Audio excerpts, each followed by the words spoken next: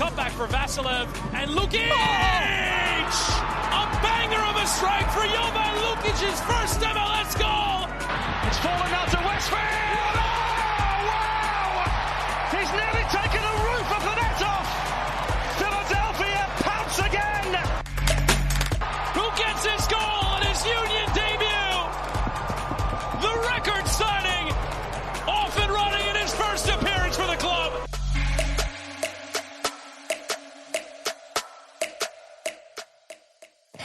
Hello and welcome to the Free Kick Podcast. My name is Todd, and surprise, surprise, Jose and I live Friday night after the Philadelphia Union fall 1-0 to Cruz Azul.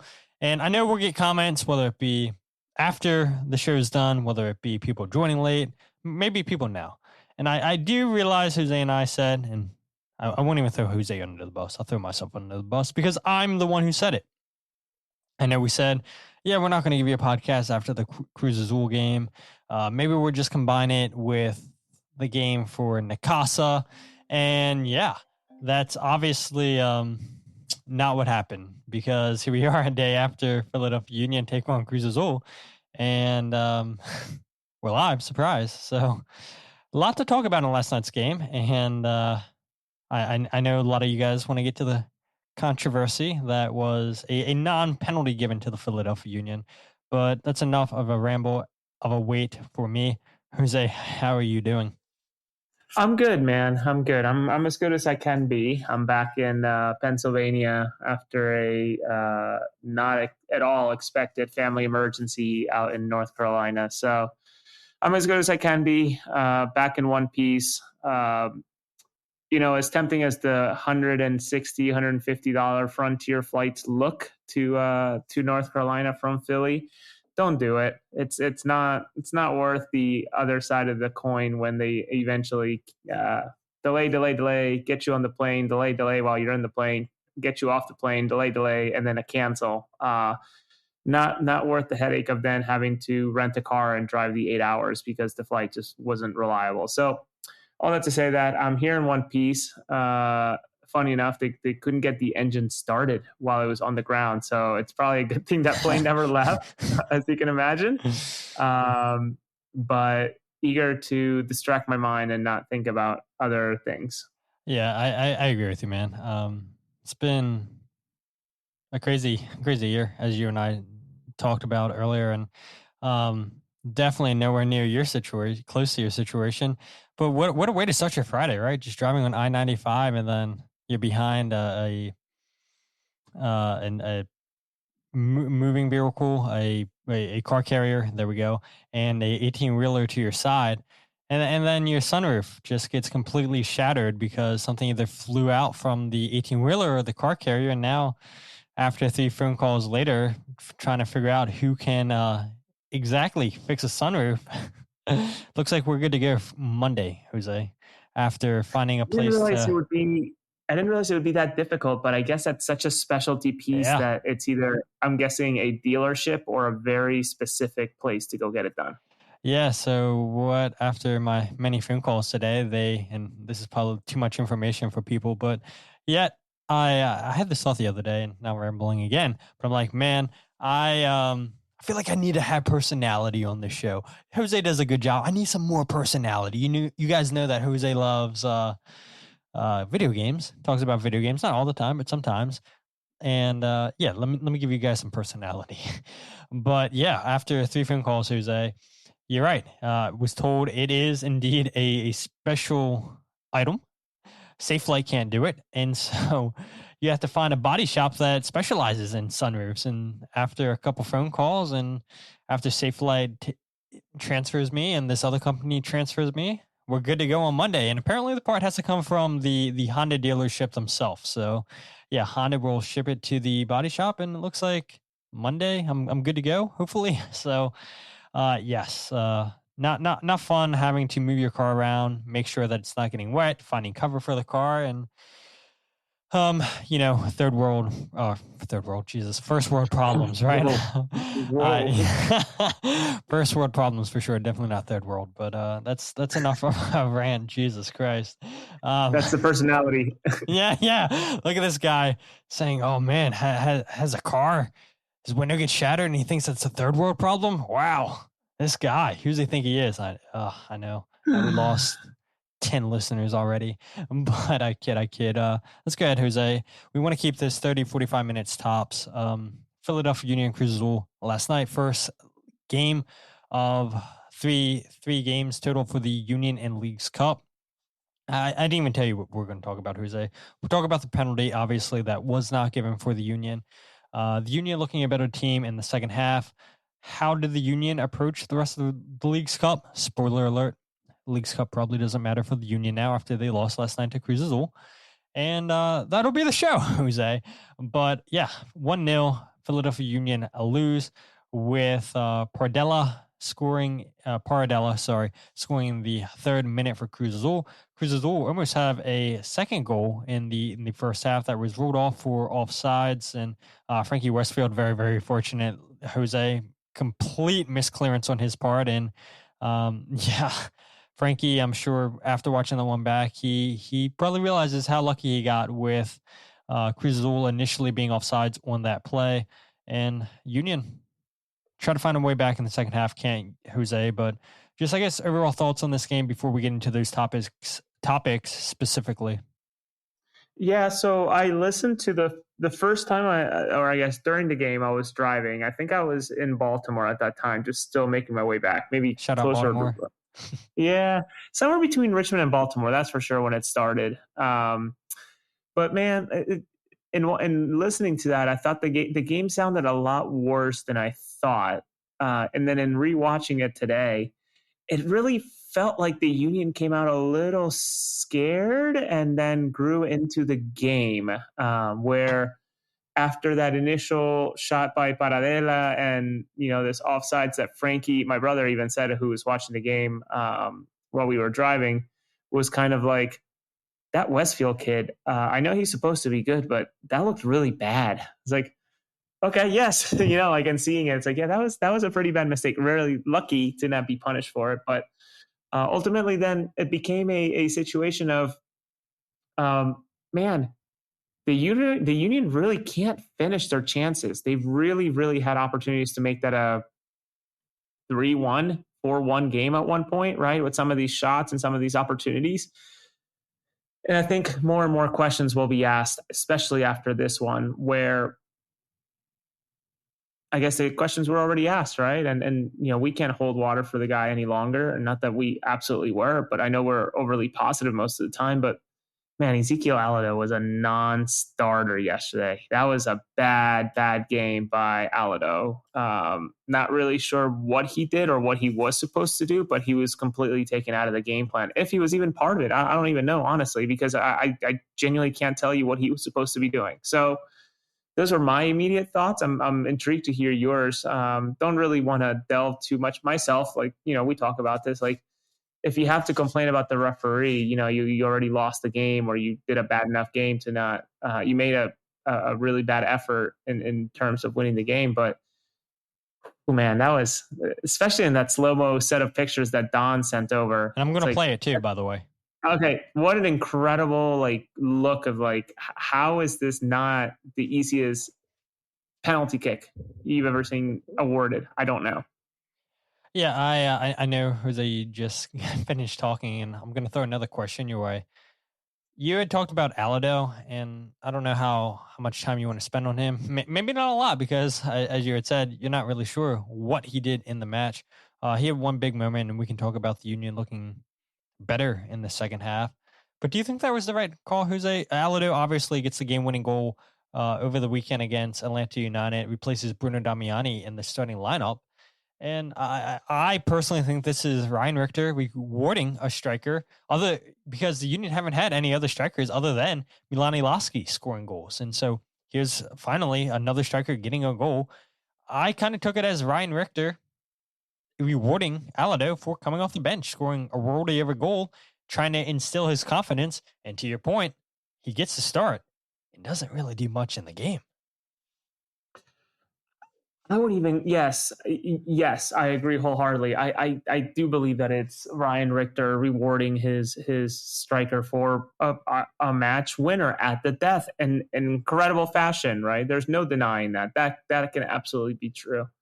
But it also can be true that he was entirely ineffective against Cruz Azul, and I think, as I was driving and listening while my brother had the phone right in front of him or like on the dashboard, it's like I can't genuinely tell you, I can't even really tell you like how many times I actually heard the dude's name being called. In terms of commentating, it's just like I don't really know if he truly touched the ball. I don't even know. At the time, I didn't even know if he actually even contested some air balls from Rick, right? So like, yeah, rewarded the guy. But then you think about the Bruno Damiani substitution in the 67th, 68th minute, I can't remember. At that point, momentum was really going with the Union already. And not that Bruno had, I don't even know if he had a chance or many chances, but ultimately it was like, okay, like both of these guys are really struggling and they seem to just not get it going. Ilosky had a chance. Cavan had chances. He looked great challenging people. So it makes you wonder, how much more effective could this team be if they were able to find a way to get those guys in it, right? It's just that piece is missing so badly for the Union, that and attacking mid. Yeah, and to your point about Cavan Sullivan, I thought he had a fantastic game, and I know he took full ownership for missing a couple chances in the match against Cruz Azul. Jillian Omni of the One Team We're Gray on, she had posted all the interview clips from Quinn Sullivan, Cavan, Jesus Bueno, and was there one more player that spoke? I can't remember. But she had posted all these interviews on Twitter, Instagram, and maybe YouTube. I haven't checked YouTube yet, but Rumble. All right. MySpace. MySpace. What else? God. I don't remember. Kick. Kick. Yeah, what else is an old social media? I mean, Facebook's kind of old, right? I mean, I'm sure we have Zanga. we have a younger listenership. I'm sure those kids don't have Instagram, or they have Instagram. They don't have Facebook. Truth Social, Sexy Hoagie says, yeah, I don't know if we have many listeners, if any listeners, using Truth Social. Threads is another one that I don't understand. Threads, like, isn't that Instagram's or Meta's version of Twitter? It's too many social medias, man. Just let me stick to Instagram and Twitter. That's all I need. But I digress. Cavan Sullivan had a heck of a game, Jose, whether it be creating chances, whether it be having opportunities. And he's telling the reporters after the last night's game, I take full ownership of missing these chances. And so, yeah, check out those interviews that Jillian posted on social media. And I thought Milan Ilosky as well, Jose, played well. I think that it can't just be him up top, to your point. Imagine if the Union could get Damiani, or if they could get Ezekiel Alladoh going with Milan Ilosky, because I'm sure you realize this, Jose, and I don't know, maybe some of the listeners do as well, but the one thing that I've noticed Ezekiel Ilosky doing more of this season is making those runs in behind. The same runs that we would see Mikel Uhr do in years past with the Philadelphia Union. This is something that Bradley Cornell, former Philadelphia Union head coach, had mentioned, saying we need more runs in behind. And yes, Bradley Cornell is not with the Union anymore. And maybe Ilosky would have started making those runs under Cornell. A lot's changed. This team's obviously not pressing as much as they were under Cornell. Trying to hit quickly on the counterattack, playing these long balls up top when time calls for it. And they even look good in possession. They looked well last night against Cruz Azul when they were forced to have the ball. But if Ilosky, which is great, him stretching the back line, making these runs in behind, Kai Wagner seems to be reading those runs so well. Frankie Westfield as well. But you need another player that's going to crash the box, right, Jose? And that's where you would think Damiani or Alladoh would be strong, and they really haven't proved it. There was a moment I forget the moment, I think it was in the 60th minute, where it's great combination play between Quinn Sullivan, his brother Cavan, and Cavan finds Ezekiel Alladoh completely wide open just outside the 18 arch, takes a touch, heavy touch, tries to shoot, and that's when he's got to put in the back of the net, Jose. When you're 1v1 against the keeper, I know it happens quick, but you don't get many moments against a top side like Cruz Azul. You don't get many moments, even in MLS, if we're being honest, Jose. We know that MLS has taken a step up over the years. It's fast, it's quick soccer, and if you're not ready for those opportunities, they're going to pass you by. And yeah, that was a huge wasted opportunity for Ezekiel Alladoh. I think his only shot in the game, Jose, if I'm not mistaken. You got to put that in the back of the net. Scores a fantastic goal against Atlanta United, but when you're in on goal where you can take a touch, Jose, you're not forced to hit it one time, first time, like he was against Atlanta. You got to do better there. And a shocker from Alladoh. First touch let him down. I don't know if it's fair to call it a shocker considering the season the guy's having, right? Unfortunately, and I, we like to be as thoughtful with the way we criticize players, and obviously like not demean them, but also be very transparent that like that's not an acceptable miss, and especially for a player who, in comparison to the rest of the league, is not that expensive, is the most expensive in Philadelphia Union history. So taking that context into consideration, like, yeah, he should have finished it. And who knows, man, like he puts that one in 1-1, maybe they go and win the penalty shootout, whatever. He gets rewarded with another start against Julian Carranza, who I don't even know if he's going to play, honestly. He didn't play. Did he feature his first match? Actually, that's a different conversation altogether. But nonetheless, the wastefulness is just unfortunate, and just needs to improve. And I remember, I think I read a thought piece, or the headline of a thought piece that one of our colleagues in the press box put out of like, should the Union care about this competition? It's like, yeah, like there's not much to play for this season, to be completely honest with you. Sure, like make it into the wild card round of playoffs, of course, like that's a goal, but like the Union don't have any or many, if actually this is the last competition where they can go in and kind of have a reset and be in it as it stands. So I'm happy for some of the players that got some playing time yesterday. It was great to see Andrew Rick. I don't know that I pinned too much of that goal on him. Obviously, he will want to say that he should have done better. But ultimately, all those players got paid based on that bonus structure from the tournament. So I don't know, man. I'm intrigued to see, like, is this when Ryan Richter puts Uzcategui in, right? Like, is this where Richter starts putting in like Raffanello and all these guys to start the next game? I don't know, but it'll be interesting how they approach game 2 and game 3, considering the loss against Cruz Azul. All right, let's go ahead and talk straight up about this, Jose. It's a good transition. Doesn't matter the order we go in, but essentially, in my opinion, Jose, the tournament doesn't matter anymore for the Union. We know typically for teams to progress out of this new format, which I don't even know if we talked about it last episode, what this new format is, but it's the calling phase 1, which is so dumb, and then it goes into the knockout rounds. And so you play 3 matches. And typically last year, the teams that progressed to the next stage of the knockout rounds, it was teams that had 6 to 7 points. And if you're going to get through with 6 points, you're going to have an extremely high goal differential, which, yeah, sure. Maybe the Union can have that against Necaxa or Laguna. But let's be honest, Jose, we had just talked about it. And Jazz brings up the point. He says, if Milan has an off night, it's good night. Where's the scoring for it? We were promised.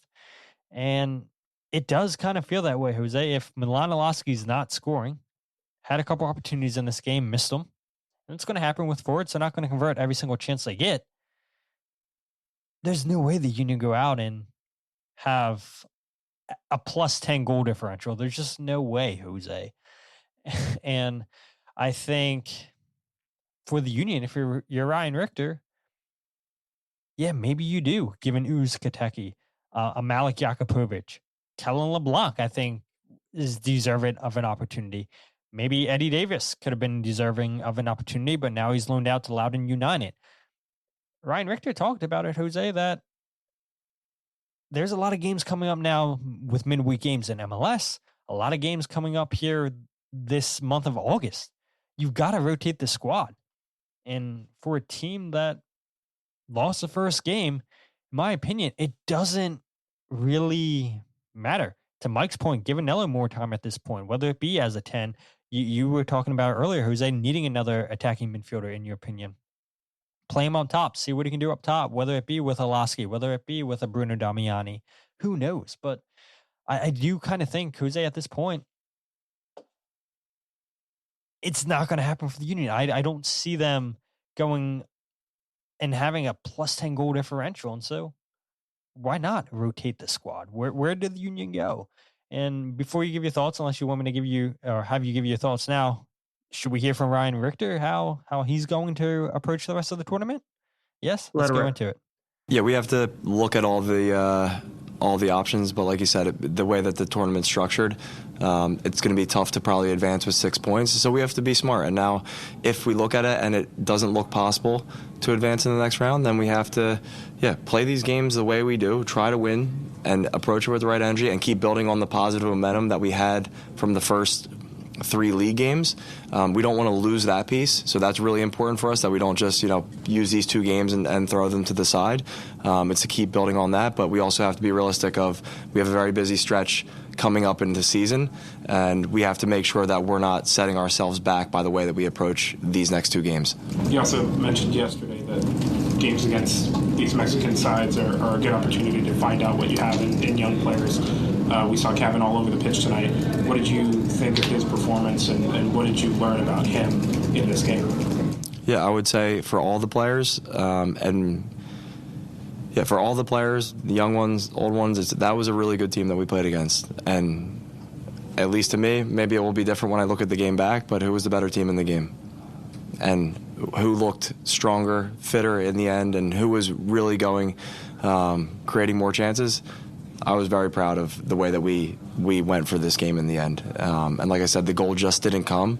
But there was a lot of positives that we can take from it. And, this team has gone from last place in the MLS to playing tonight one of the best teams in CONCACAF and being the better team. So to me, that's a step forward. I'd hate to lose, be clear about that. But the push at the end and the way we adjusted in the second half, really proud of, and really proud of the players and the team. So Ryan Richter, happy with the performance, specifically the second half. But yeah, Jose, I mean, this tournament, in my opinion, doesn't really matter for the Union now, since they've got a mountain to climb. Yeah, it's a bummer, man. I get it. I totally get it. Please, I'm not disagreeing with Ryan. You got to do what you got to do, right? You have another 14 games at this point, maybe fewer than that. Whatever's left in the tank for the regular season. They got to figure out how to go from here and keep bodies healthy and of course players. I mean, it's gonna be a nice payday. I keep on saying this. It's gonna be a nice payday for some of these Union 2 guys that are coming in, or players that obviously are not those high TAM, that type of thing, designated players, with the way the bonus structure. But to me, I think the biggest thing is the disappointment that I think it's fair to just flat out say there's no continental soccer next year for Philadelphia, which is such a disappointment to me. I know it's probably going to be weird, or would have been weird, with the way that the sprint season comes in, etc. Maybe I don't have all the details right, but as it stands and as I understand right now, it's just there's no CONCACAF Champions Cup, which to me is disappointing. I love seeing those fans come in. I love seeing the difference in soccer, even if it is beating Defense Force 6-1 or whatever it was at Subaru Park, and then beating them 4-0 at their home. It's still fun soccer to watch, and especially when you're playing against teams away from MLS, it's just a little bit special, at least to me. So that's the biggest disappointment. But I think that, yes, Ryan's right, and I'm sure that Frank Leith and everybody involved and the coaching staff will now see this as an opportunity to develop some of these players, right? I'm intrigued to see. There's a Union 2 game tomorrow as well, right? Yeah. Okay. What do they do with Jakubovic, right? Like did the loss then force them to say, yeah, he's staying with us, meaning the first team, and he'll get 30 minutes at the end, 40 minutes at the end, a half? I don't know. So really intrigued to see how it all unfolds tomorrow, despite, I would think that obviously fans listening would want the Union to win. The score is kind of pointless. It's more about what can they accomplish within the 90 minutes development wise at this point. Yeah. And again, for people who aren't familiar with the format, the new format, it changed last year with Leagues Cup and they continued it this year. It's the top 4 teams in each league. So the top 4 teams in MLS that were finished highest in the bracket versus the top 4 teams that finished the highest in the Liga MX bracket, they advance. And I know that the Union are playing Liga MX teams and everything, and it matters for Liga MX teams to get as many points because they want to go up high, have one of those top 4 spots to advance to the knockout rounds. And for the Union, well, now it's kind of a bummer. Jose losing the first game to Cruz Azul, and sure, could it happen? Yes, mathematically, I would assume the odds for the Union to advance out of this are probably less than 2%. It has to be, because now the Union are waiting for other things to happen in other games. Like the Union don't control their own destiny anymore. So yeah, we'll see what happens. But I think the Union are probably donezo in this tournament. Joking here, CG says bring back Dono, so he wants as the striker up top with Lasky. Jazz says there just aren't enough goals in this squad. Also mentions 16 left in the league, 16 games, I imagine. John says big game on the 16th versus New York City. That has to be the focus at this point. So yeah, I kind of agree, Jose. Like, you got to focus on the league. You want to make the playoffs? Let's focus on the league. It sucks not having continental soccer next year, going down there and playing Liga MX teams, whether it be going down to Costa Rica, playing Jamaican sides. Like, yeah, it sucks. And the money aspect of all that stuff, I'm sure, is not great that the players are potentially going to miss out on. But yeah, we'll see what the Philadelphia Union under Ryan Richter decide to do. And maybe it's not tomorrow or Sunday, Jose. Maybe they don't play the Union 2 players on Sunday. Maybe it's the next game they decide to play all the Union 2 guys. We'll see what happens. But yeah, I don't think Subaru Park's going to be as packed as it was on Thursday night. Was yesterday's match part of the season ticket package? I have no clue. People who have season tickets, let us know below. I don't think so, but maybe they'll surprise us. There was that one edition of the tournament where the first match or two was part of this. Okay, so Sunday should genuinely be dead. Now, the only thing salvaging Sunday is saying Julian Carranza, but even then, is that going to be enough for a lot of the people that to shell out? What's it on the secondary market? 20, 30, 40 bucks plus parking? Give me time. I'll look it up. So yeah, I don't know. This is where the numbers are going to really show about this competition in terms of the interest from the fan base. I mean, I noticed a lot of wrong blue at the river end yesterday, so obviously the Mexican fans seem to be more interested in this competition, which is fine. But tomorrow not being part of the season package will definitely have an effect on what the stands look like. 42 is the cheapest I'm seeing on StubHub. That feels high. That does feel high. There's no way somebody's paying $42 for a Sunday game. Okay, yeah, it is a Sunday, but it's at 8 p.m. The game doesn't matter. And fans are smart. They're going to figure it out that it doesn't matter. I know Ryan Richter was asked by Jillian before this game, why does it matter for fans to come out? Now it doesn't matter. It doesn't matter. So, Yeah, $42. I mean, there's a couple people listening to their tickets for $1,000 plus. There's no way you were getting $1,000 plus for this game. I mean, you're not even getting $1,000 plus for Inter Miami at this point.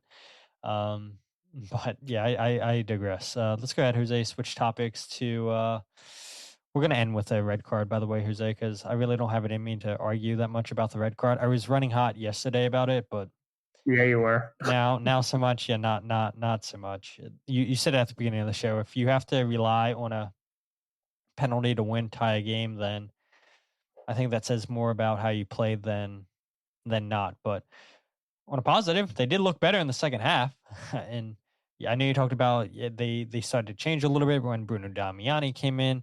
Indiana Vasilev came off the bench. Anello came off. Jovan Lukic, Neil Pierre. And I thought it was so funny too, Jose, when they brought in Neil Pierre, you knew they were saying, let's get him up here. Let's cross the ball in. Let's hope for some set pieces. Let him just out jump some players.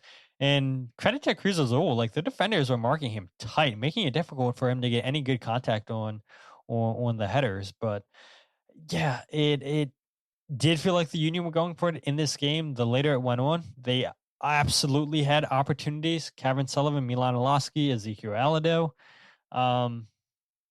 But at the end of the day, Jose, it wasn't enough for the Union to send this to penalties.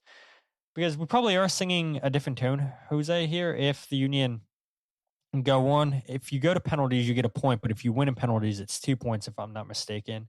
And even if the Union would have just got a point for getting a draw, they're still more than likely in this competition. But Right. you don't get that point. And to Jazz's point, if Olaski's not scoring, who's stepping up, scoring the goal?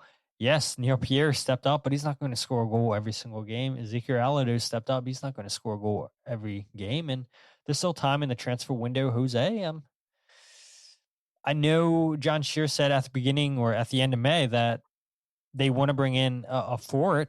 And then he said after Kai Wagner was brought in, yeah, it's not really a priority. And again, I go back to Duncan McGuire probably being the guy they wanted. He goes off to Houston.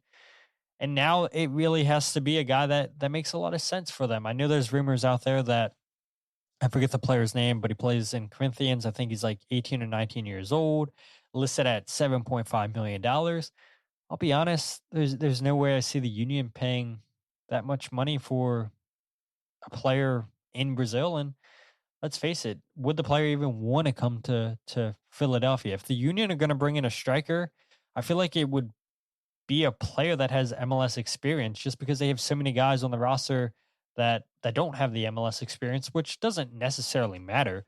But I feel like they kind of need a proven goal scorer on the team at the moment, Jose. And I don't know if there's any of those guys that teams would feel willing to give up. Hugo Kuipers could have potentially been that guy with Chicago Fire, but obviously he winds up going to Monterrey. So I don't know.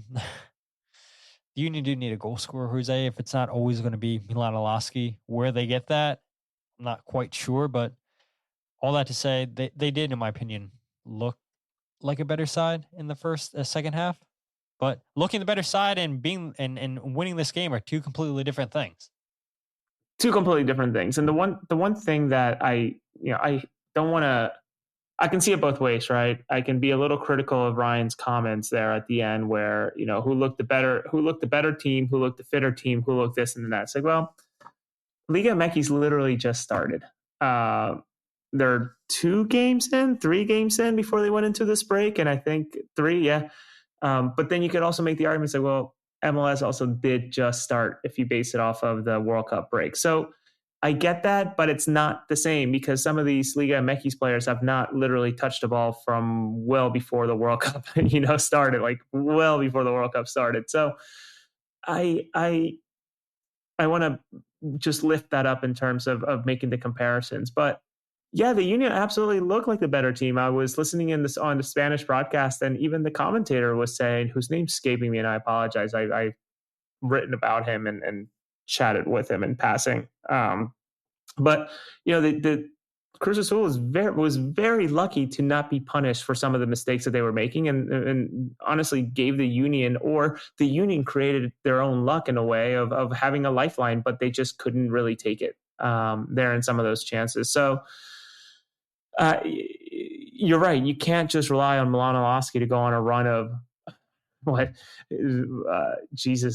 23 goals in 24 matches or some nonsense, right? With the way that he's scoring and the way that they would need him to score, because he seems to be the only one that's really scoring. And the odd Ezekiel Alladoh goal here, maybe a Bruno Damiani goal here, that's just not realistic. So I agree with you.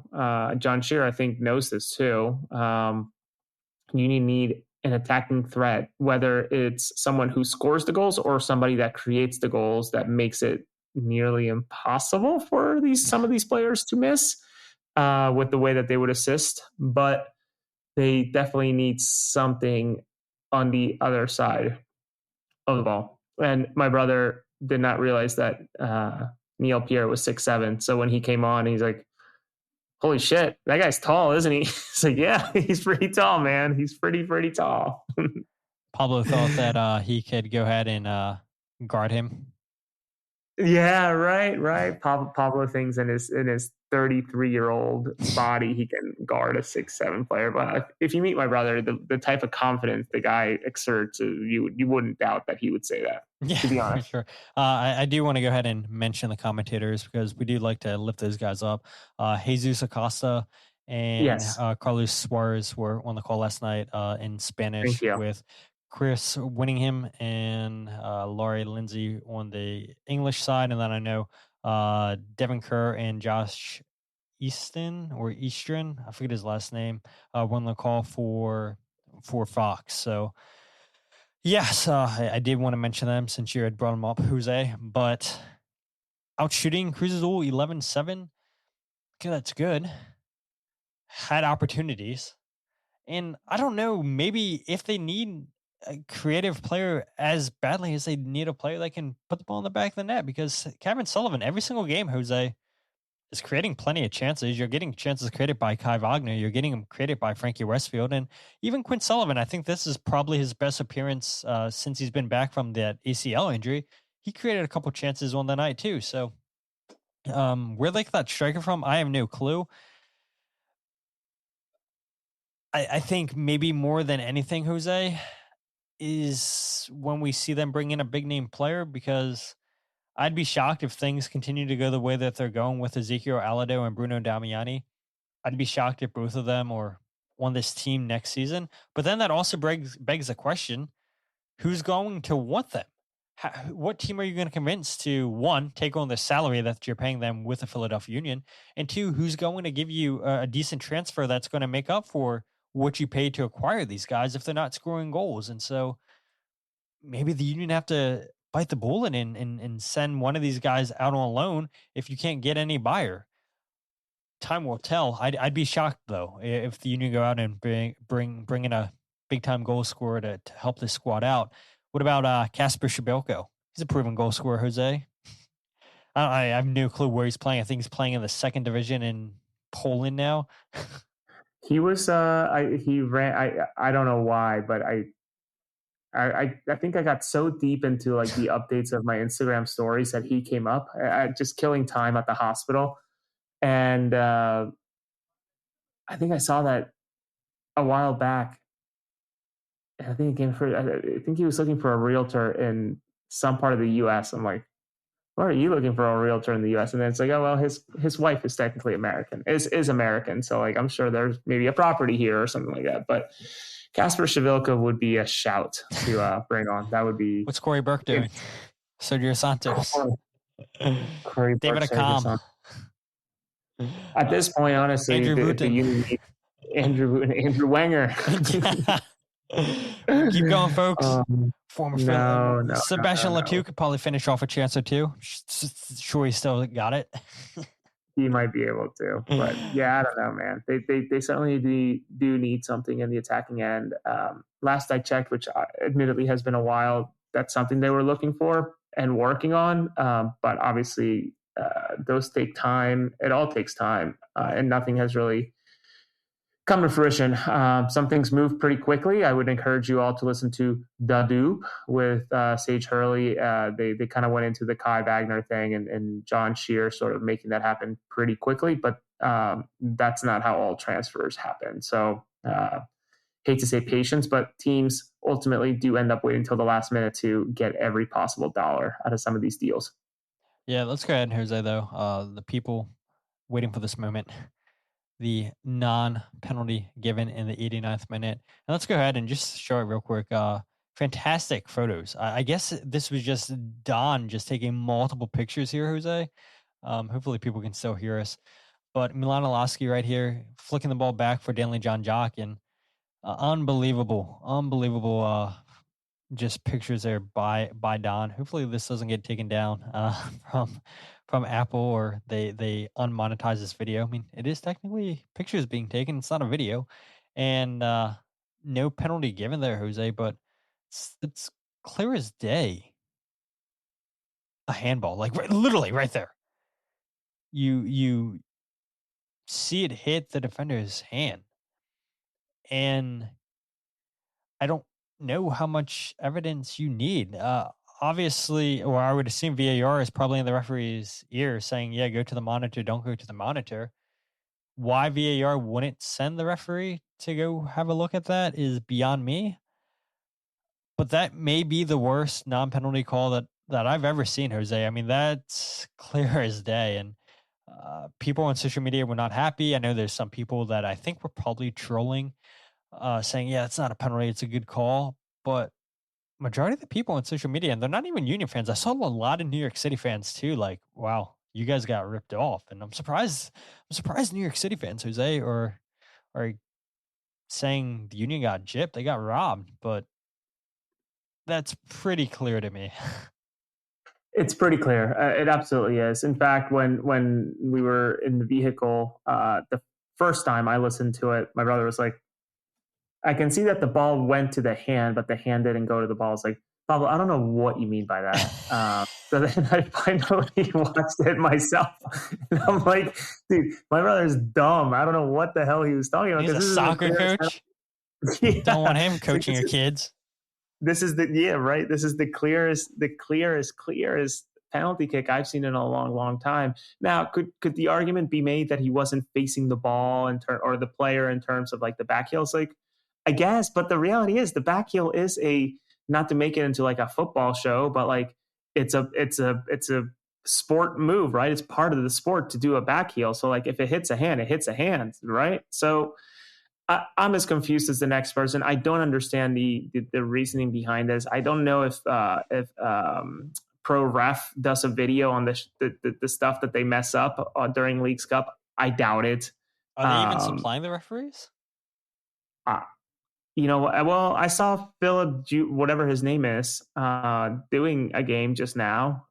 So there are MLS refs in there. I just don't know if they're involved much deeper than maybe a few that qualify as like FIFA international matches certified, right? Because there's MLS refs, and you have the one step up to do, bigger matches. I don't know if any of them. I don't know what the setup is, but I wish there was a clearer explanation. I know Leagues Cup is sending explanations for fines, but beyond that, there's nothing else. Yeah, I'm trying to find out, and I don't have enough time to try to deep dive about these referees and whatnot. I'm pretty sure I found, like when I was looking the referees from Costa Rica, but I would assume then, Jose, that CONCACAF's supplying the referees, which, surprise, surprise, if that is the case, like we know the craziness of CONCACAF, and it was a late night game, Jose, and you know what they say about CONCACAF after dark. But I don't know, I'm still shocked, Jose. I mean, I'm not as upset anymore because, again, if you have to rely on a penalty to win a game for you or tie a game for you, then you should never get yourself in that position. You only have yourself to blame for not finishing off your chances. And the players, or Ryan Richter, I don't know if they would say that out loud, but behind closed doors, I'm sure that probably is the conversation. Like, we wouldn't even be here if we finish off some of those chances. And it's unfortunate that this complete botch call, this missed call, doesn't get called, doesn't go to VAR. Not sure why, what happened, but Ryan Richter was asked Jose after the game if he thought that it was a penalty. It's pretty clear in his answer, yes. And then he just gave overall thoughts with, did he have a conversation with the referee? What exactly was he told? So this is Ryan Richter's interaction with the non-penalty call given. Yes. Was there any explanation given to you why it wasn't even reviewed? I didn't speak to the ref about it, but yeah, I think it was a penalty. How frustrating is it to have something that clear as day not even get checked? Disappointing. They said that they were checking it, so yeah, disappointing. Disappointing because I think it would have been the fair decision. I don't know if they were checking Jose, but I don't think they were checking that call, if I'm being honest. I mean, Apple could have gave us a better angle, a better video. It was clear as day. Maybe they needed to hit up Don. Maybe they needed Don's pictures to see if that was a penalty or not, because that was pretty clear, Jose. Well done to Don Robson of Philadelphia Soccer Now. But Jose, that might be. I mean, that's going to be blunder of the week. I'm going to complain about it. I'll tell you guys next episode once we do blunder of the week. It might be blunder of the month. I know Pyro said that we had a blunder of the month contender last episode, but this has to be blunder of the month for sure. I mean, oh my, I'm going to run hot. Go ahead, Jose. Just take it from here. I have nothing else to add outside of it's. I don't even know if the clear and obvious argument can be brought up because. This is not like an offsides, right? Where it's like, oh man, if you're really spending a lot of time on it, is it clear and obvious? This is clear as hell. There's really no confusion here on what happened. You know what I mean? Like this is a easy handball decision, but somehow has become a bit of a laughing stock on certainly, you know, like. Even some of the Cruz Azul people are kind of the fan base is kind of like, oh, we got lucky with that one. It's like, yeah, brother, you absolutely did. You know, I mean, what's a penalty anymore, Jose? They've made it too complicated. And they're always changing the rules. Nobody knows anymore. Yeah. Imagine if Jim Curtin's the coach. I guarantee you he goes on a massive rant, doesn't care about the fine. Maybe Ryan Richter cares about the fine a little bit. I'd imagine he's not getting paid as well as Jim Curtin was, as Bradley Cornell was. So maybe he doesn't want to take the fine. But if Kirchen's still here, he's letting him have it. Cornell too, probably, if I'm being honest. Yeah, no. I mean, we saw plenty of Cornell complaining about the referees. We saw plenty of Jim. The clear and obvious and 2.5 Men rant that will forever be etched in my brain. I never got him to sign that DVD that's sitting in my garage right now, actually. It's like season 2 of 2.5 Men. I think that would be hilarious to get him to sign it in some way, shape, or form. I got to find a conduit to make it happen. But ultimately, man, you know, it is what it is. If that's the union should have done their own work, their own homework to get through, especially with that second half that they had, and not rely on that penalty kick to even get remotely, even get to the penalty spot. So, yeah, it is what it is. Yeah, I don't want to spend any more time talking about this because I'll go on a rant and probably say something stupid. So, yeah, let's just not talk about it. Let's end the show now. We said 45 minutes. We're past that because surprise. But Jose, it was nice. It was nice coming on here doing a podcast. Not expected whatsoever. I know last episode we had talked about a really cool collaboration. Yes. That we're doing with a great company, a great company in Philadelphia. So again, if you don't mind, Jose, if you want to go ahead, tell the people about this. A couple more days to get your orders in for this jersey, but it's coming fast. Yeah, Sunday, August 9th is the deadline for all of you to go to forbiddencloset.org and support this collaboration between Icarus Football, who I guess I'll call friends. I've gotten to talk to him a little bit. Forbidden Closet, of course, with Nick DeMarco and Olivia Smith, where they combine all the beautiful aspects of the Philadelphia Eagles and that beautiful crest, but also with the love and passion of soccer, created some pretty cool jerseys that resemble some fantastic kits, 1994 or 98 Croatia here. And then the other one was a Brazil kit from yesteryear as well. So some iconic kits for you all to consider, I will be fully transparent. They are indeed on the pricier side, but the reality is that these are quality, right? You're not going to get a kit that you wash once, twice, and it starts to fade or it starts to unravel in itself. These are kits that will last you a long time. At least mine have. I know Todd has had some for multiple years and wore it multiple times. I have a kit for my own summer/beer league team that plays on Tuesday nights that I wash on a weekly basis and sometimes wear multiple times in 1 week. And it's holding out perfectly fine after, at this point, 6 months of playing in it. So consider supporting this.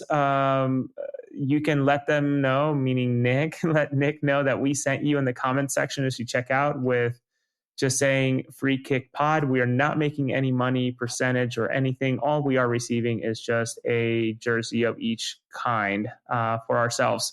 We did not want to accept any type of payment. We just wanted a product because we want the product more than we want the money. It's quality stuff. So consider ordering your own. And even in that very same comment section, if it's a little inconvenient for you to go into the city to pick up this on McKean Street, 1515 McKean Street, I believe, in Philadelphia, you can go ahead and in the comment section just say Subaru Park pickup, and Nick himself will come and deliver it to you at one of the games.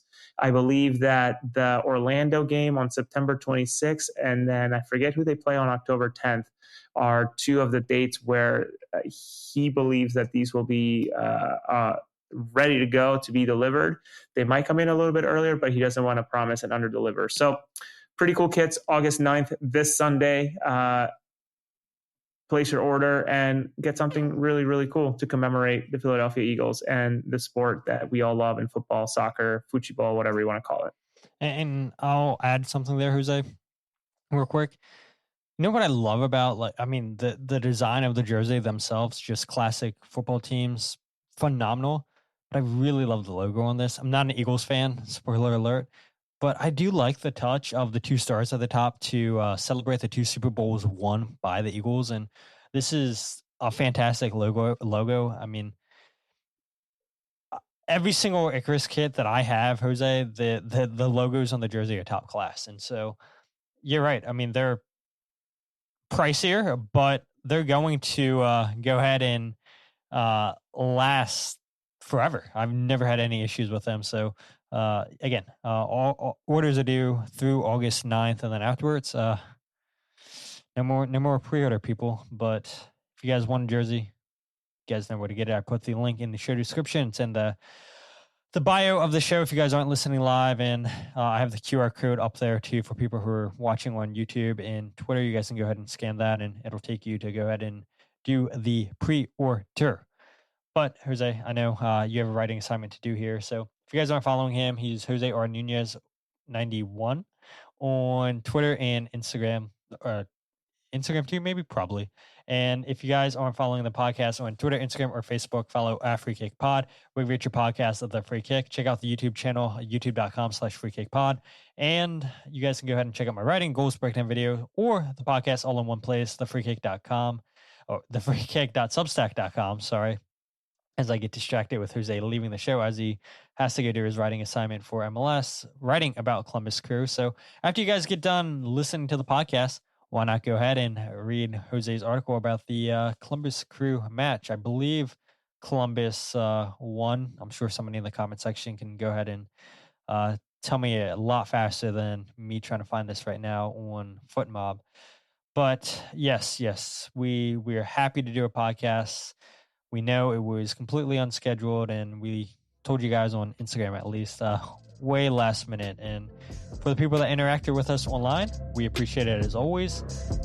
Monday, maybe we'll do an episode. It's my dad's birthday, so got to figure out if we're going out to eat this weekend or if we're going out on Monday. If not, then we'll be here Monday. But you guys will get a podcast coming up here in a couple days. That is for sure. But until then, my name is Todd, and this is the Free Kick Podcast.